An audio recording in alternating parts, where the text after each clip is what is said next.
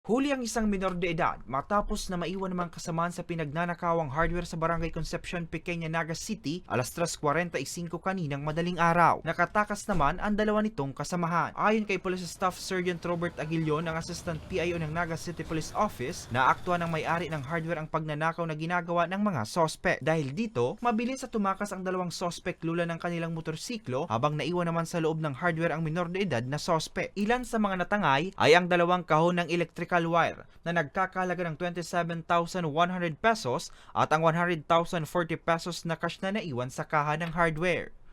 Dahil nirangkay niya yung doorknob, siyempre natural nag-create din yun yung revoke. Pwedeng nakamata na naman siya may saliri. Samantala, pinag-aaralan pa ng mga otoridad kung ito turn over sa Department of Social Welfare and Development o DSWD ang suspect.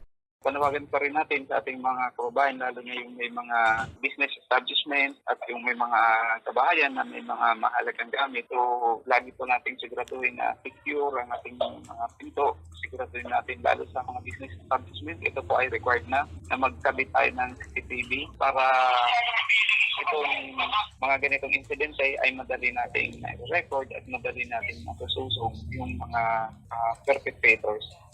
Sa ngayon, patuloy pa rin ang ginagawang hot pursuit operation ng otoridad upang mahuli ang iba pang suspect na pawang minor de edad. Para sa mga balitang Tatak Bicol, Hercules Barbacena.